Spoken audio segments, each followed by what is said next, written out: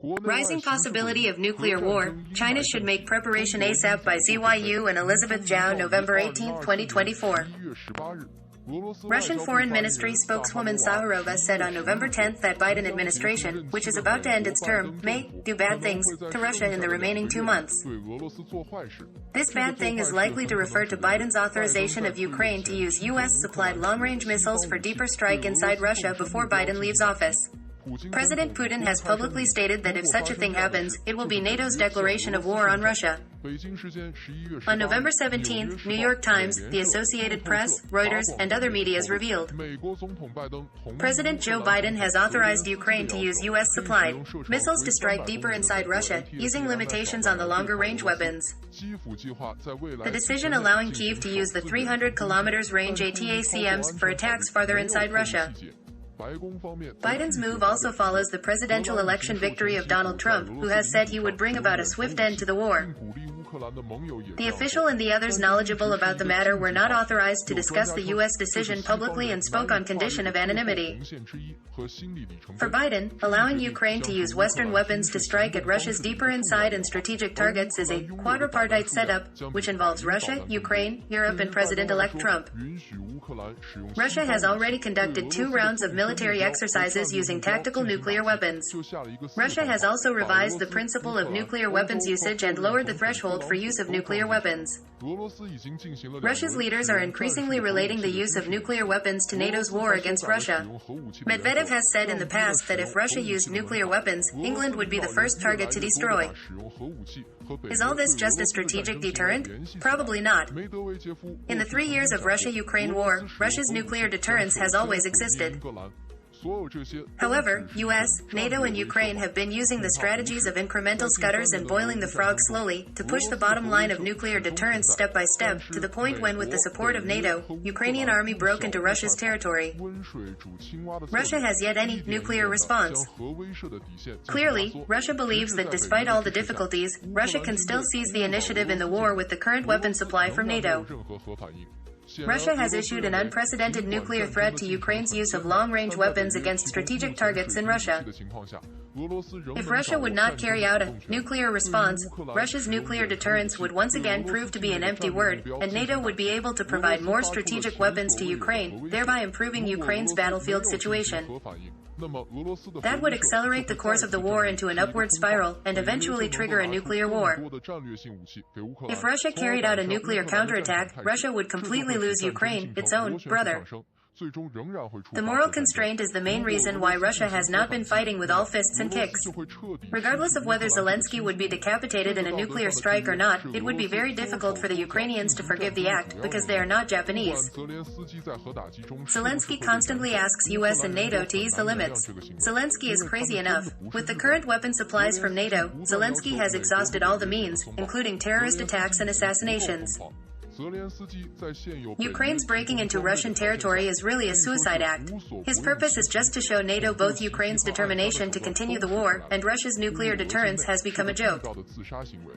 In other words, Ukraine is provoking Russia to use nuclear weapons in its own way, to drag NATO and US into the war. Forcing Russia to use nuclear weapons, even if self-destructive, is the only way to prove the legitimacy of Zelensky's rejection of peace talks, and the only way to sever the bloodlines of the two fraternal peoples of Ukraine and Russia and thus to form a strategic posture of never reconciliation. Zelensky has made it very clear that Ukraine is an independent country and will not be forced to the negotiating table by US. This is to tell Trump plainly that, no matter what you do, I'm going to do whatever it takes. Western media rumors that Ukraine is secretly developing nuclear weapons. Even though Ukraine has denied it, Ukraine's experience and technological power make it not as difficult for them to acquire nuclear weapons as Iran. The Netherlands has authorized Kyiv to use long-range weapons in Russia. On the European side of NATO, the bloc led by France, the United Kingdom and Poland is already urging US to ease the limit, and Germany's Green Party is also urging its government to do the same. While the German government is keeping its lips tight, the government itself is now on the line. The war in Ukraine has once again proved that the EU is nothing more than a rabble, with each country having its own devil of self-interest. The new NATO Secretary General has already threatened that NATO will kick the United States out if Trump pursues his announced policies. In other words, even if Trump came to power and advocated ending the Russia-Ukraine war, Europe would still support the war. One thing that most countries in Europe have in common is that they would rather sacrifice Ukraine and let the two major nations of Russia and Ukraine face off forever, so that Ukraine will always be the front line of containing Russia's strategic forces. That is why European countries would rather risk nuclear war to support Ukraine to carry out long-range strikes against Russia with Western weapons. For some European countries, the alliance between Germany and Russia would be the biggest nightmare. It has already been shown that with the support of cheap Russian energy and mineral resources, Germany can gain economic and political leadership in Europe. Historically, relations between Germany and Russia have been ambiguous. The regime in Russia was created by the Vikings. Russia had carved up Poland with Germany. The Russian royal family had strong German roots. The combination of Russian resources and German industrial capacity would be bound to dominate Europe. Trump's attempt to end the Russia-Ukraine war will be in a dilemma due to Biden's new decision. If Russia did not carry out a nuclear strike, the West would be motivated to get deeper involved in the war, and Trump's case for ending the war would be much less convincing, and problems would arise within the Trump camp. If Russia carried out a nuclear strike, Western countries would face biggest survival crisis. Under intense pressure from the West and at home, it would be very difficult for Trump not to continue the support for Ukraine. Europe would be more deeply tied to the United States. Due to its fear of Russia, Europe would inevitably support Ukraine with all its might, and at the same time be forced to become the colony of US. In short, the Biden's decision will force Trump to continue Bidenism without Biden. This decision by Biden is plunging the entire world into the haze of nuclear war. The main problem in the world today is that the cloud of nuclear war is getting heavier and heavier. Not only in the Russia-Ukraine battlefield, but the chance of nuclear war in the four hotspots of the other three strategic priorities is also increasing. On Middle East, Trump has publicly stated that he supports Israel's strike on Iran's nuclear facilities. According to U.S. media reports, Israel struck one of Iran's nuclear facilities during the attack on Iran. It was said that when the Houthi attacked Israel 2 days ago, they may also hit Israel's nuclear facilities. Israel has already shown its brutality in the Israel-Palestine and Israel-Lebanon wars. If Israel would strike Iran's nuclear facilities in a full-scale manner, Iran would strike at Israel's nuclear facilities too. The bigger problem is that no one knows whether Iran has nuclear weapons or not. According to American military analysts, Iran can at least drop a dirty bomb on Israel. In 7 directions, Israel is now in conflict with the surrounding Muslim countries and guerrillas. After a long period of silence, Saudi Arabia has spoken out against Israel. Turkey has severed diplomatic relations with Israel. South Africa has brought Israel to the International Court of Justice. There are also countries in Latin America that have severed diplomatic relations with Israel.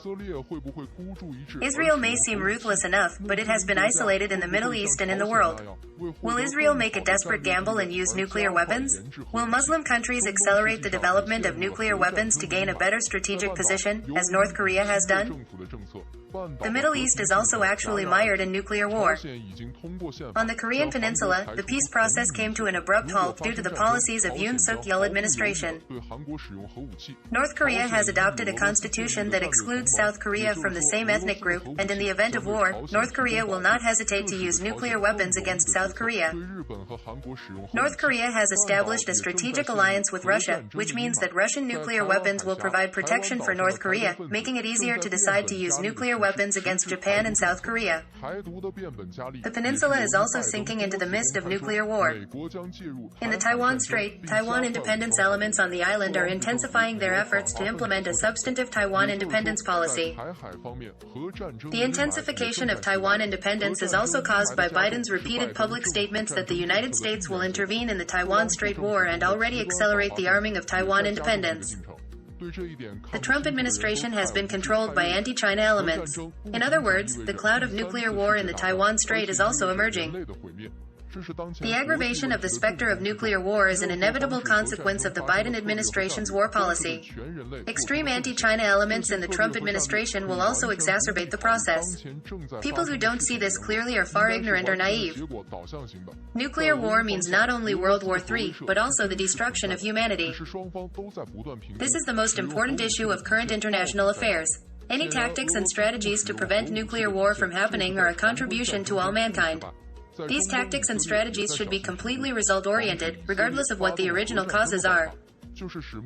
As for the Russia-Ukraine war, Russia's nuclear deterrence is real, but both sides are constantly assessing where the bottom line is for nuclear weapons. Clearly, the bottom line for Russia's non-usage is no lose in the conventional war. In Middle East, Israel is also carefully evaluating. The way to prevent Israel from starting a nuclear war is to unite Muslim countries, especially Saudi Arabia and Egypt, the two regimes who aspire to become core Arab countries. Whether or not Saudi and Egypt can play a leading role and form closer solidarity with other Muslim countries including Iran, Turkey, Indonesia and other South Asian Muslim countries, as well as have strong defensive weapons. Putting humanity in the middle of a nuclear threat is the consequence of U.S. policy. Whatever the causes are, avoiding nuclear war is the only path humanity must choose. Avoiding nuclear war will require China's leadership, and the world is looking to China for that leadership. For China, if China cannot make the necessary analysis, preparation and decision-making, the world's nuclear catastrophe will also be China's nuclear catastrophe. What kind of deterrence strategy and substantive strategy should be adopted to ensure that Russia does not lose, to ensure that Russia will not use nuclear weapons, to avoid nuclear war in Middle East and Korea Peninsula, and to avoid a nuclear catastrophe for mankind, including China itself? And what kind of propaganda strategy China needs to adopt so that the governments and peoples of the world can understand that China has no choice but to do so, is just what China needs serious work now on the strategic analysis, judgment and decision. China's decision-making should play two roles. First, it can be backed by strength and play a sufficient deterrent role to force the United States to change its policy so that the world can avoid a nuclear catastrophe. Second, it must be fully prepared to defeat U.S. provocations and all